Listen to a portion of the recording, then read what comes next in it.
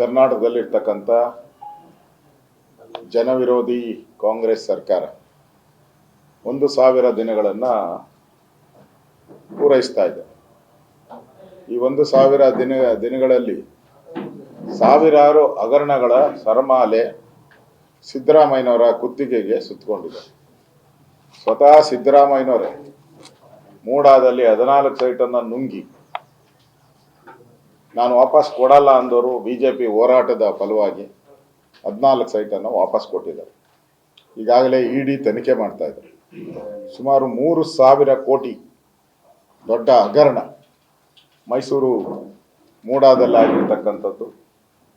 100 ಕೋಟಿ ಹಣವನ್ನು ಈಗಾಗಲೇ ಇಡಿಯವರು ಸೀಸ್ ಮಾಡಿದ್ದಾರೆ. ಹಲವಾರು ಜನ ಈಗಾಗಲೇ ಜೈಲಲ್ಲಿದ್ದಾರೆ. ಸ್ವತಃ ಸಿದ್ದರಾಮಯ್ಯನವರೇ ಈ ಭ್ರಷ್ಟಾಚಾರದ ಮೂಲ ಪುರುಷ ಆಗಿದ್ದಾರೆ.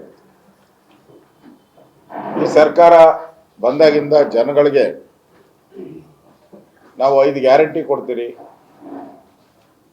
ಈ ಬಿಜೆಪಿಯವರು 40% ಕಮಿಷನ್ ತಗೊಂಡಿದ್ದಾರೆ ಅಂತೇಳಿ ಹಣೆಪಟ್ಟಿ ಕಟ್ಟಿ ಎಲೆಕ್ಷನ್ಗೆ ಹೋದ್ರು.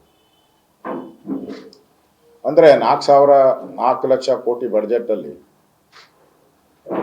40% ಅಂದರೆ ಅಪ್ರಾಕ್ಸಿಮೇಟ್ 1,60,000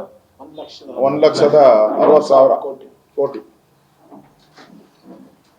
ಆಮೇಲೆ ಟ್ಯಾಕ್ಸ್ಗಳು 65,000 ಕೋಟಿ ಟ್ಯಾಕ್ಸ್ ಹಾಕಿದ್ದಾರೆ. ಇದುವರೆಗೂ 65,000 ಕೋಟಿ ಟ್ಯಾಕ್ಸ್.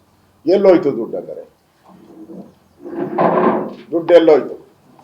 ಈ ಸರ್ಕಾರದ ಸಾಧನೆ ಅಂತ ಹೇಳಿದ್ರೆ ವಾಲ್ಮೀಕಿ ನಿಗಮದಲ್ಲಿ 187 ಕೋಟಿ ಹಣವನ್ನು ನುಂಗಿ ನಾನು ಅಧಿವೇಶನದಲ್ಲಿ ನಾನು ವಿರೋಧ ಪಕ್ಷದ ನಾಯಕನಾಗಿ ಪ್ರಶ್ನೆ ಮಾಡಿದಾಗ ಸ್ವತಃ ಮುಖ್ಯಮಂತ್ರಿ ಹೇಳಿದ್ದಾರೆ 187 ಕೋಟಿ ಅಲ್ಲ 87 ಕೋಟಿ ಮಾತ್ರ ನುಂಗಿರೋದು.